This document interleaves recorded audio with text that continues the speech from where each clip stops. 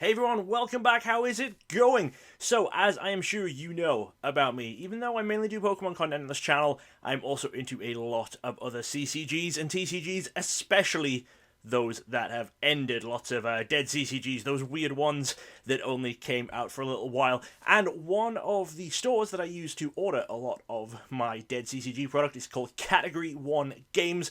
They do some sealed product and singles for basically just a ton of games. We'll get into that a bit more in a moment. But thanks to them, and thanks to the very nice people over there, I have a really, really cool kind of care package. Just a very nice box that came over with a lot of CCG products in it. So let's get a quick look. We got some Terminator decks. We got some UFS decks. There's some Buffy decks. Wizards in Training. This one, I believe, this was the one that Upper Deck designed when they were trying to get the Harry Potter license before they lost it to Wizards of the Coast, so they did this. There's also some random booster packs, got a lot going on here, so I definitely have, I'll say, a few videos worth of products to open. But the reason that they've sent me this is not just so I could have some nice free products. They've also given me a chance to give you guys the opportunity to get some money off at their store, which you will find out a bit later in the video. That's right, your boy got himself a sponsorship. First, I'll tell you a little bit more about Category 1. So, Category 1's aim is to be the one-stop shop for everything in dead CCGs. They have an ever-expanding list of games that they carry, a lot of which you'll see on this channel, all the way from the very, very popular stuff, like Lord of the Rings and Star Trek, down to the way, way more obscure. I'm talking things like The Wheel of Time and Dune. Did you know there's a Dune CCG? Might be popular now, you know what, with those new movies and everything. And if there's a game that you don't see on there, honestly, keep checking back because they are constantly expanding their inventory. And yes, that does also mean if you have some CCG cards sitting around that you don't want, from basically any CCG, they'll be willing to buy them. So if there was a game you were collecting or playing and you're getting out of it, or maybe you just enjoy tearing open a lot of booster boxes and you have some extra stuff, you can definitely go on there too. Make sure you contact them and reach out and see what hidden gems you might have sitting around. Last thing to say is, while they do focus mainly on dead CCGs, they do also look at some living ones, so they do have some Pokemon in stock, a little bit of Lorcana, and they are set up ready to launch for Star Wars Unlimited when it comes out in a week or two. If you've listened to any of Quest for 20 that I do with Jordan, you'll know that we are both super excited about Star Wars Unlimited too, so excited that our Lorcana podcast mentions Star Wars all the time. But I've grabbed a few things that we are going to open today. We'll do this Battlestar Galactica starter deck. We'll do Monster Rancher starter deck. And I grabbed a couple of booster packs. What we got? We have a Rage booster pack, Xena, and NFL and Baseball. So let's get those open and we'll look at these. So I think we'll start off with the decks and then we'll get on to some booster packs because, you know, randomized stuff can wait till the end. I think I've opened probably a booster pack of most of the things we're looking at today, including these two games with the decks. Maybe not Monster Rancher, I don't remember that one. Battlestar, I think I did. I've opened a lot of booster packs. Category 1 was one of the places where I got a lot of the booster packs for my, 100 packs, 100 different games video that I did a couple of years ago. So if they had these in stock, there's a good chance I did open them. But anyway, this is a hilarious box because it's an Octoon, so it's got the random corners, but then the seal, they still just sealed it as though it was square. So they have all this extra just gaps there. It's quite hilarious. 62 cards starter set, 10 exclusive cards, and 52 fixed cards. So I believe it's the 52 cards just come somewhere from the base set. This game had a base set and one expansion, which, is, if you've seen me talk about dead CCGs, is more than a lot get. And then I believe the 10 foils that we're going to get in here are ones that you cannot pull from booster packs. So let's just get this open. There's 175 cards in the base set, but obviously we're just going to get the fixed stuff in here today. Remember, if there's any of these games that you really like and you'd like to see me talk about them more, let me know and I'll speak to Category 1, see if we can't get some more stuff sent over or I can buy some stuff. Alright, so these are an interestingly shaped box. Like I said, it's just, it looks really awkward. I think the cards might be this weird shape too.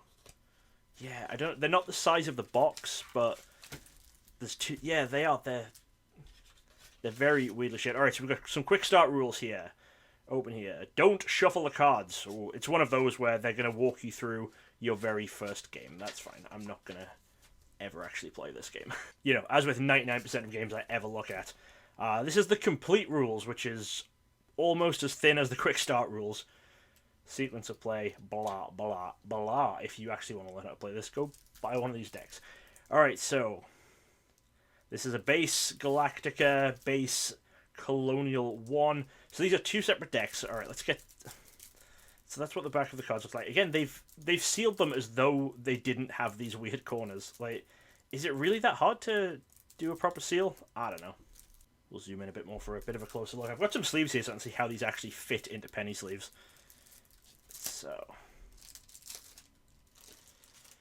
what have we got here? So this is... They just feel so unnatural old. It's so weird. They look cool, though. I haven't seen Battlestar Galactica. It's one of those shows where it's like, I'm sure I'd love it if I watched it, but it's just one of those ones I haven't got around to watching. So it's a Galactica base. That's one of our foils. Here is another. This is Colonial Viper 113.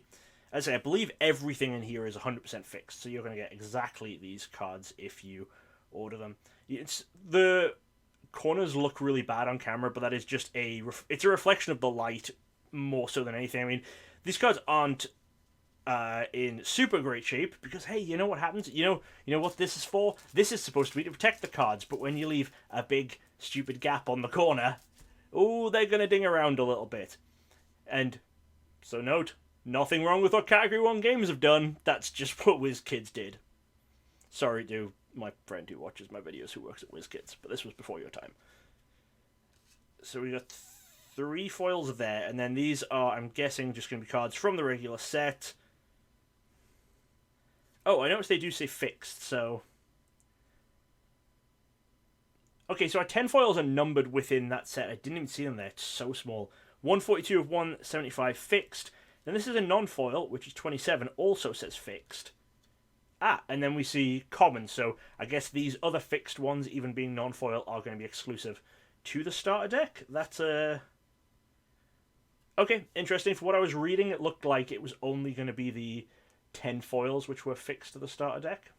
Oh, no, it's 5 foils total. When I was reading it as each deck contains 5 foils, I thought it was each one of the 2 contained 5 foils. So, when I read it that there was 10 fixed cards, 5 of them are the foils, 5 of them are the non-foils. That makes sense.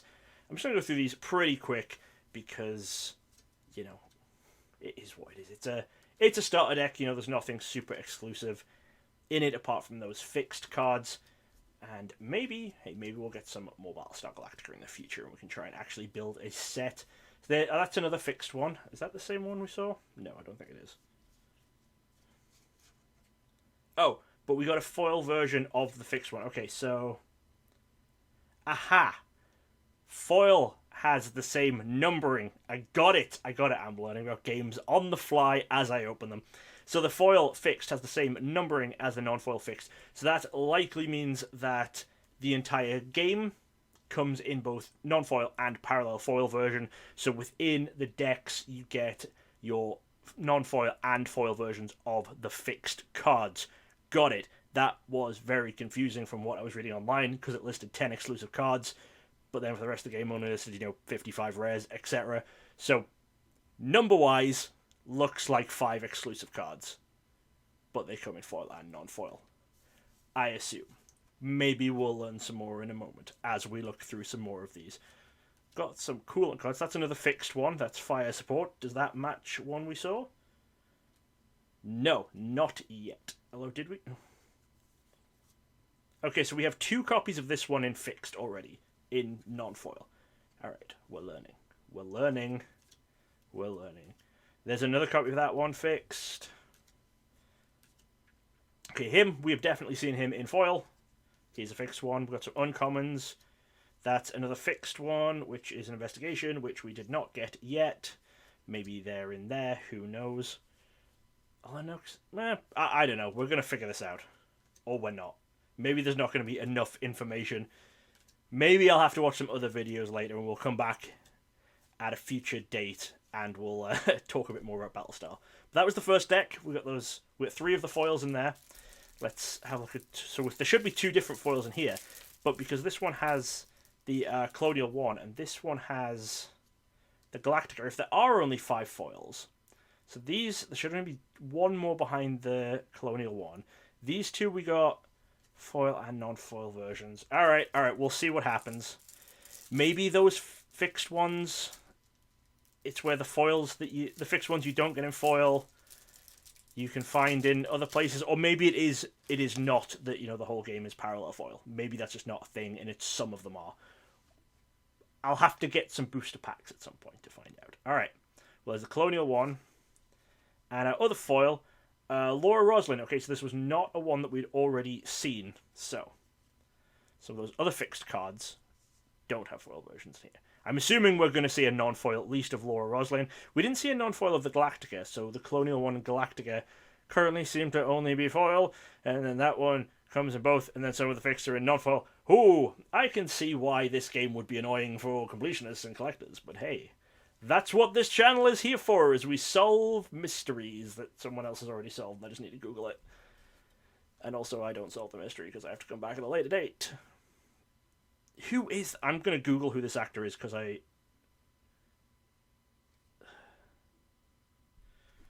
recognize this actor and I don't know who he is. Alright, well, I googled Battlestar Galactica cast and I still have no idea who he is because it doesn't actually say his name anywhere on here. If you watch Battlestar and you know who this actor is, let me know in the comments because... Or at least if you know the character, and I'll look up the actor and figure out where I know him from. I did figure it out, by the way. The actor's name is James Callis, and he played a character called Gabriel in the series Flash Forward, so that's where I recognized him from. Hope this is an okay advert for you, Category 1. I was trying to see if that's the same guy again. Presidential candidate. Oh, this is another fixed card. I stopped looking at what rarity stuff was, so I was distracted by him. This is another fixed one, presidential candidates. That's another fixed one that we don't have a foil of. Alright. Well. That's definitely him again. In my mind, it's like, I'm going, okay, is it Alexis Denisov from Buffy? And then I'm like, I don't think, it looks like him, but I also don't think so. Well, at least through Googling, I know that Alexis Denisov was not in Battlestar Galactica, so someone tell me who that is. It's going to drive me mad. Alright, let's keep with it. There's still another whole game to look at yet. That's another fixed card, the Raptor 101 Scout. So it looks like there's no rares in these decks at all. So you get your foils, you get your fixed cards, few commons and uncommons, but I'm not seeing any just regular rares, so interesting. Normally, when you're buying some games, you normally end up with a couple of rares from decks to get you going, but maybe the ships and stuff are what would normally be the rare equivalent. Alright. And we do get a non-foil copy of Laura Roslin, Madam President. And the true test on penny sleeves, they fit alright in penny sleeves, actually. They seem to be just very, very slightly smaller than, say, a Pokemon card. Left to right. Oh, they're actually about the same. They are basically the same as a standard size card, just with the corners cut off. Okay. So if you want to collect this game or play it, standard size card sleeve is still what you're going to need. Before we start looking at this other stuff, I will now let you know, in order to save some money at Category 1 Games, you can use code DJGigabyte. Yes, just the full name of this channel, and that will save you 10% off any of your orders. So be sure to go and use that. Link, again, to Category 1 is in the description of the video.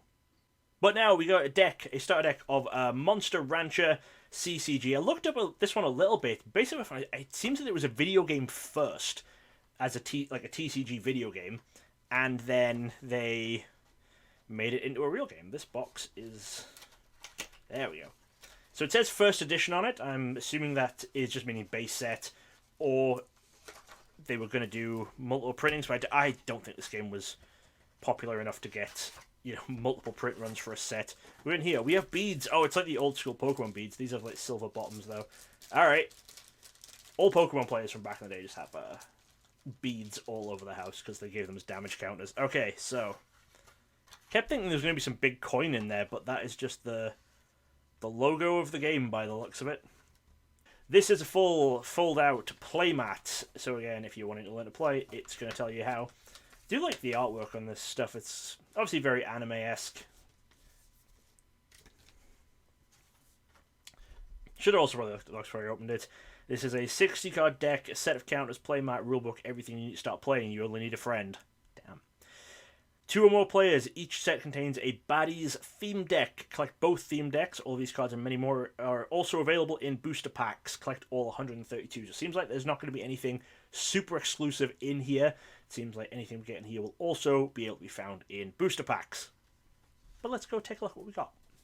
So first impression, very, very shiny. So this is kind of like a glittery foil. We've seen this on a lot of recent Pokemon stuff. And we do have a nice big embossed first edition stamp here. So it may be, I may be wrong, you know, maybe this was just the first printing and maybe this same set has further editions printed. Again, I'm not going to go super in-depth on all of the games in this video. Maybe I'll do videos specifically on the games in the future. Oh, this is the complete opposite of the Battlestar one. This is sealed a bit too well. There we go. So the Battlestar one damaged it by being sealed badly, and then this one makes it so maybe I can't get it out without damaging it. But we did it. We survived. So we have Alan here. So you can see the first edition symbol there. I'm going to try and catch it in the light. It is basically the first edition symbol that's on the box with the 1 there, but it is completely in silver. Let me see. Aha, rare. 2 of 99. Right, well, you said 132 on there, so here we are. So I'm guessing this is going to be our only foil card. Yeah. Okay, so even the uncommon stuff, they do all have the first edition logo. This isn't like, you know, a lot of games did have that thing where you'd get 1 first edition in starter sets. I guess those were mainly Wizards of the Coast things, though. So let me see what I can see on here. Oh, it says copyright 2000. This is older than I thought. Oh, it's probably in my book. Where's my book? The absolute Bible for dead CCG collecting. Aha, there we are. Monster Rancher. Look at that. 99 cards plus 33 premium cards. And we can see one of the first listings down here. Number 2, Alan, has both a rare and a foil version under the same number. We got it. So it seems like it's not just the numbers 1 through 33 that have the duplicates, because number 1 doesn't, but then 18 does. Alright, I mean, maybe we'll see another non-foil Alan later in this deck, and I would have found that out anyway. So we got a Trap, which is an uncommon. I mean, maybe it's just the rare cards, actually, that have the foils. That would make sense. We've got a few different traps. Medicines. I won't read off every name. Let's say it's probably a fixed deck. Disguise. If it is just the rares, I wonder if this Alan is exclusive to the starter deck, or whether you can also pull him in packs. I mean, it said you could also pull it in packs, so that's probably what's happening. You can probably get the Alan in booster packs also. That also then makes me wonder, you know, is it that you always get Alan in this, or is it you get 1 random foil? I don't know. Maybe I'll ask Category to send me another one in a later shipment so we can open it up and compare. Alright, these are big meals. We're getting lots of copies of commons, you know, as it is. It's starter decks. The quality on these just feels weird. I mean, they're very, very... If you wanted to play, you're definitely going to need some sleeves and stuff, but these feel interesting. And some more uncommons here. Oh, this is a rare, so this is a rare. I'm calling you out. The stamp looks a little bit different, but I think it's just catching the light differently. Yeah, you can see that one looks blacker when you put it down, but they are all completely silver. It's just shadows and stuff, so... Alright, well, we get multiple copies of this rare in the deck. That's interesting.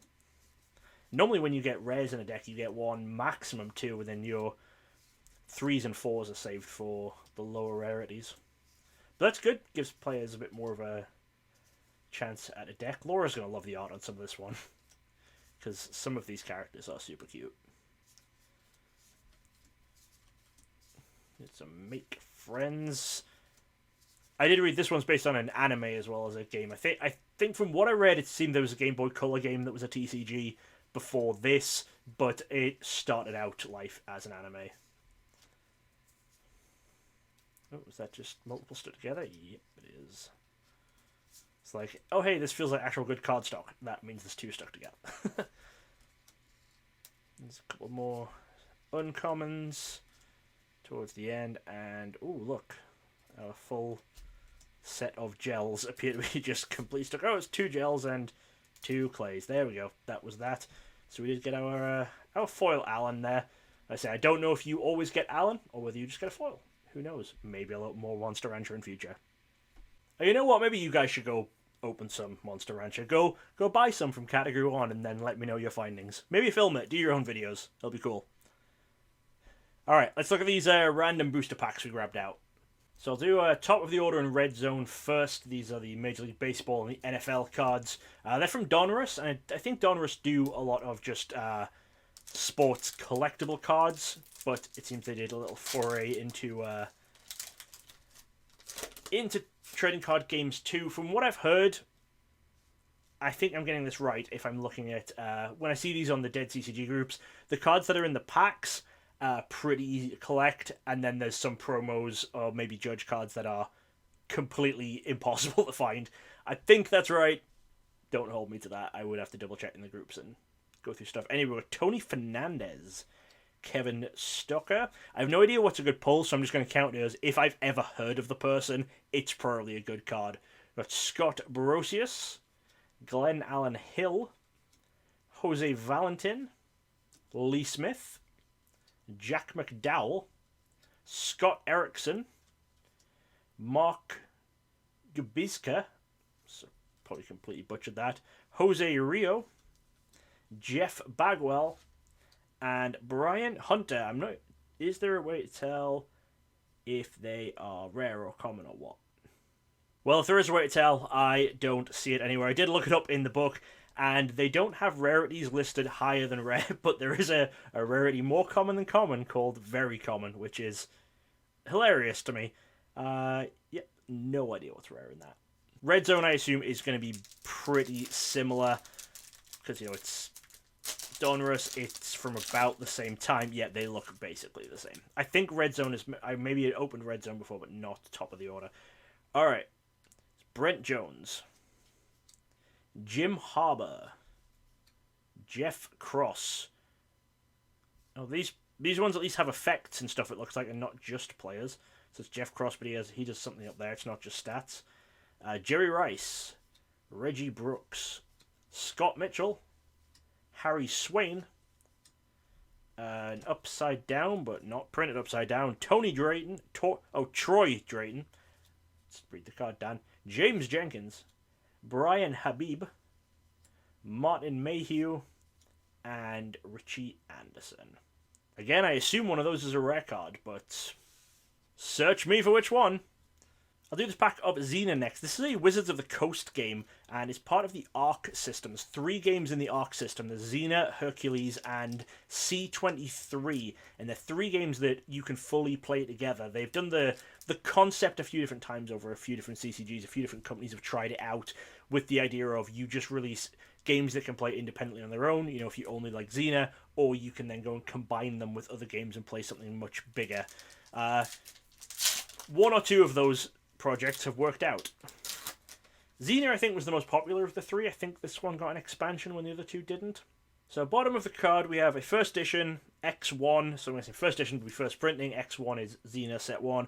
We have 13 of 180. No idea if there's any sort of rarity logos on here anywhere, but a Temple Infiltrator, Eastern Healer, Knight of the Pierced Heart, Entrance to the Underworld Resource. Is this just unnumbered? Oh no, it's numbered on there. There we go. Number was somewhere different. Flying Daggers, Looking for Wounds, Young Prince, Horde Squad, Beauty Contest, Call the Horde, Unstoppable Attack, and Strike Team. And then final pack I'll open today is the Rage expansion, The Worm. I think I've opened a pack or 2 from base set of Rage, but never the expansion. So it's what we got here. 15 limited edition Worm cards for use with or against your Rage and Umbra cards. Special chase cards are included in these packs. Approximately 1 for every 360 cards. So what does that make it? 1 every 24 packs? The Worm is a collectible trading card supplement for use with Rage. So I think Rage was just the name of the first set and the name of the game, and I think Umbra was the first expansion. Maybe that's how it works. That's why it says it works with your Rage and Umbra cards. But let's find out. So they still have the Rage on the back. It says Rage Sept. Do they all say Rage Sept? Oh, that card is just back. Oh, that card is double-faced. Alright, well, I'll go back and go through the front. I seem to remember Rage having different things on the backs of some cards. But we've got... This is a couple of rule supplements. I wonder if they put those in every pack. Potentially. Again, on these ones, as is a trait of old games, I'm not sure if there's anywhere to tell the rarity. These ones, I believe, don't even have collector numbers, but, you know, it's a 95 game, so that often happened. We have Glug, Dance of Corruption. Let's see. Hopefully that's pronounced somewhere correctly. We have the Toga of Dionysius. I really hope that one is correct, because that one at least is an actual name. It's not made up for the game. We have a Cellular Phone. Got a Roar of the Worm. Friends in High Places. Let's say Airt Mastery. Go with Airt. A Cannibal Slug. Art style on that card is so different to all the other ones. Maximilian. Trying to remember which one was the double face one. Rite of Summoning. Hamstringed. Wandering Gaffling. Oh yeah, this was the double face one, I remember that. This is Typhoon the Unpure. And the back is, again, just Typhoon the Impure, but different art. Do you have different effects?